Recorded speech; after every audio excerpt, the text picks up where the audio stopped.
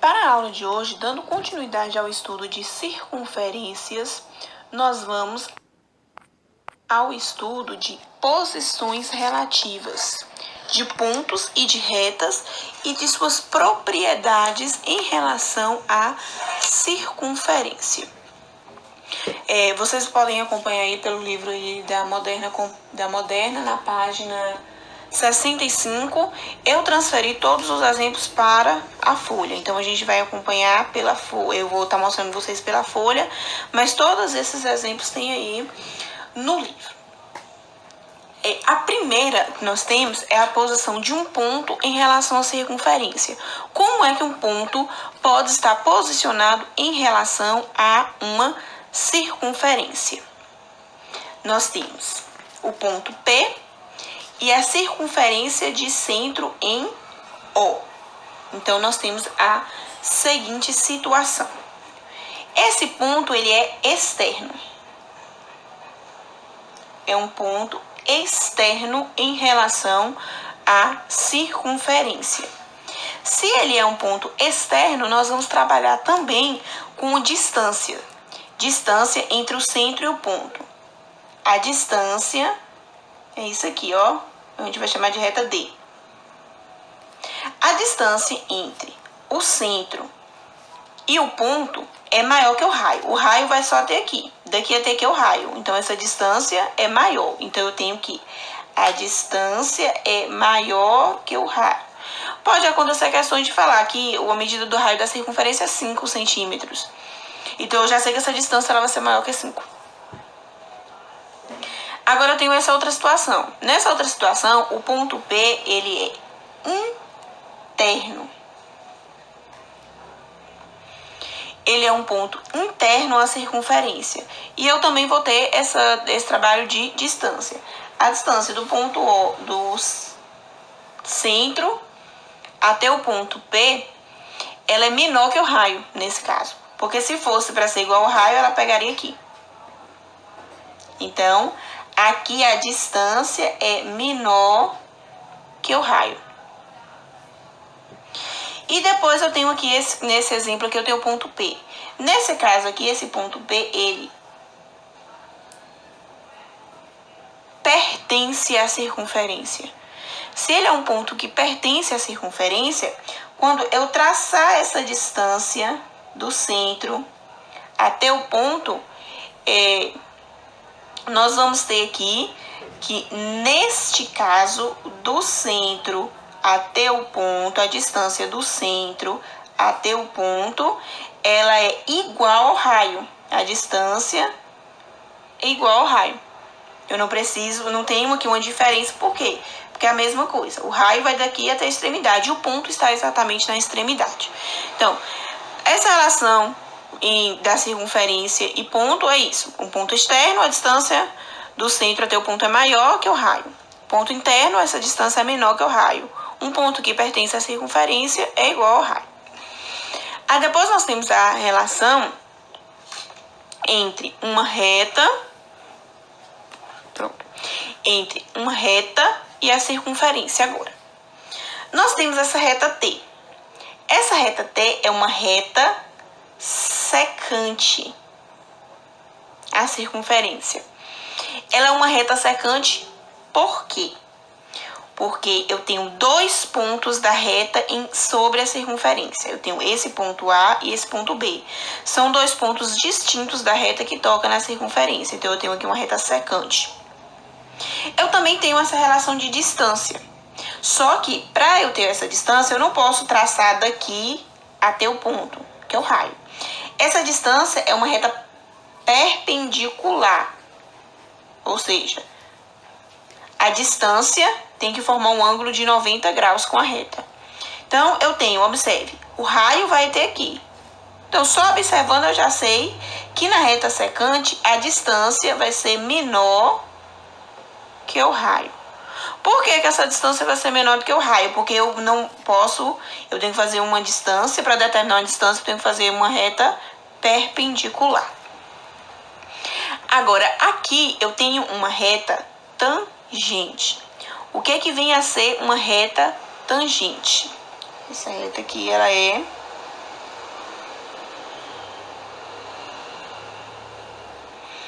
tangente. Por que tangente? Porque ela toca em um ponto da circunferência. Secante toca em 2 pontos. Tangente, ela toca em um ponto.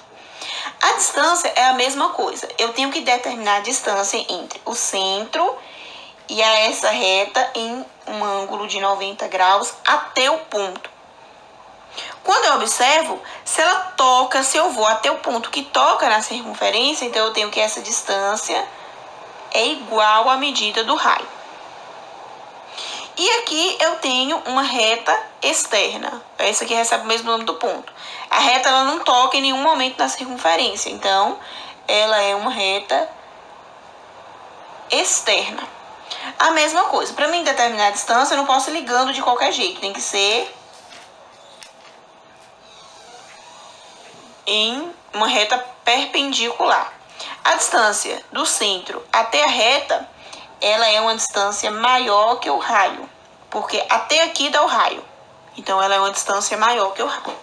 Então, em relação a uma reta e uma circunferência, eu tenho reta secante, onde essa distância do centro até a reta é menor que o raio, porque ela vai parar aqui, não nos pontos. Tangente, onde a distância é igual ao raio, porque ela vai parar exatamente no ponto. E externa, onde eu não tenho nenhum ponto da reta que toca na circunferência. E aí essa distância vai ser maior, porque ela vai tocar aqui na reta e vai passar da extremidade da circunferência.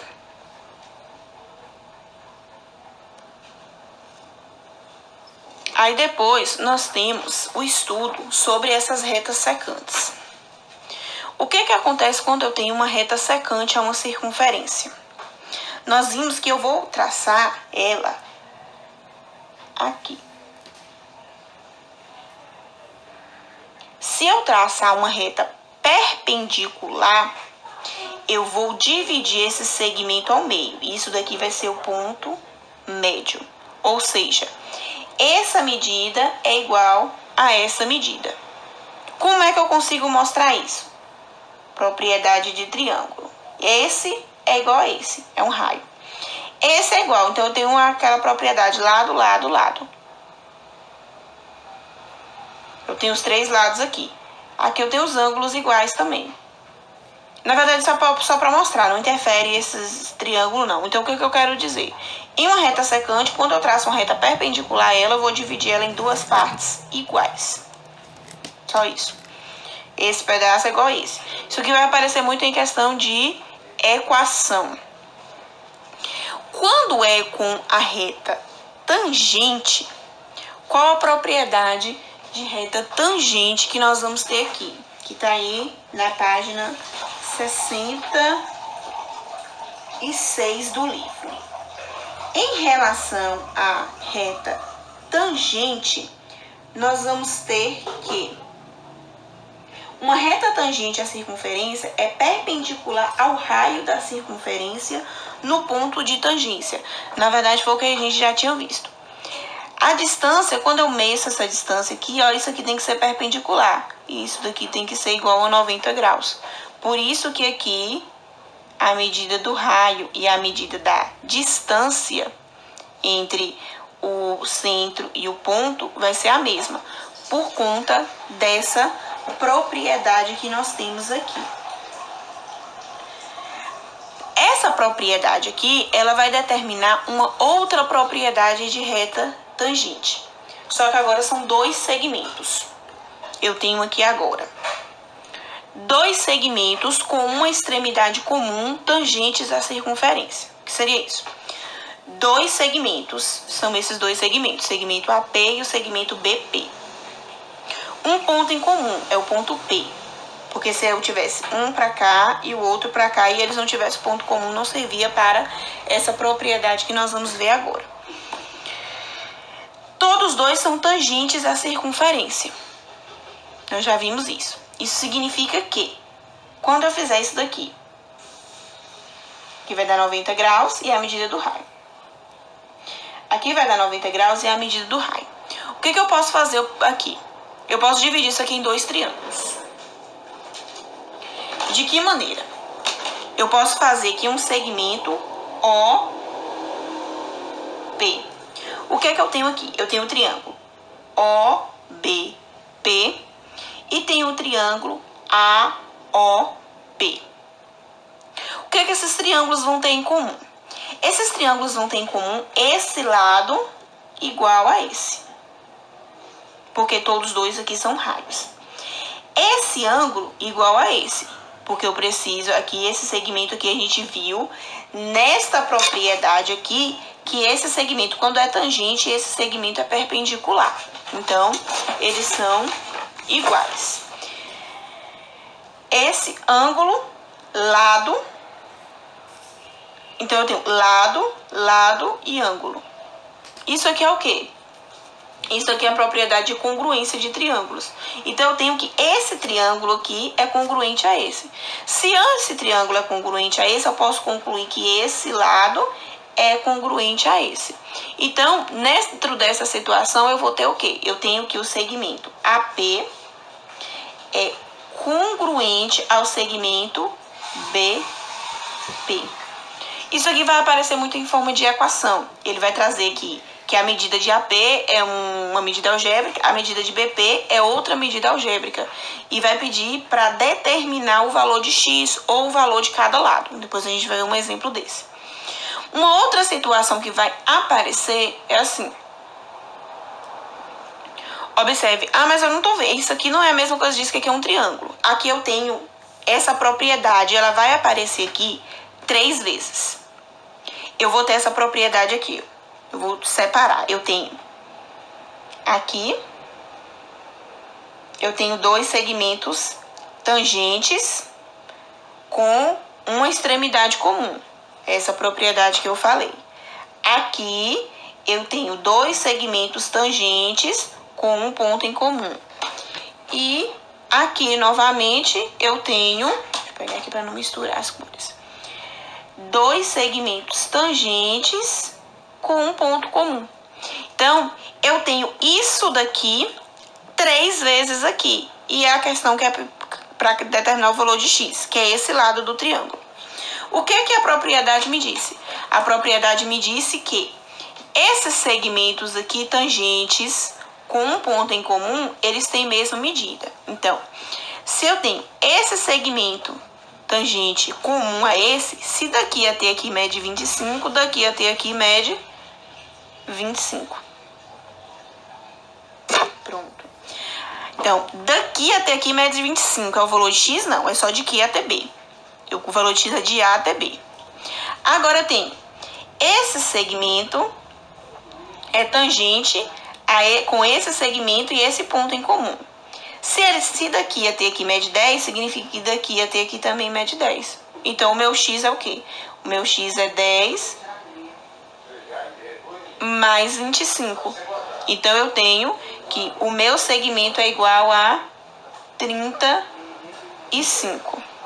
O meu valor de X é igual a 35. Pronto. Aí vocês viram lá os exemplos. Eu já passei aqui os exemplos para cá, já com os desenhos e a resolução. Então, só voltando aqui primeiro, deixa eu mostrar os exemplos. Nós temos aqui, então, 2 questões para poder resolver. Vocês possam estar olhando aí essas 2 questões aqui e resolvendo. Pede aí para determinar o valor de X em cada caso a seguir. Então, observe que aqui é aquela primeira, da propriedade que eu mostrei, né? Para resolver, encontrar o valor de X nessa primeira figura e o valor de X na segunda figura. Então, pausa o vídeo, vai lá, responde e depois volta para acompanhar a resolução.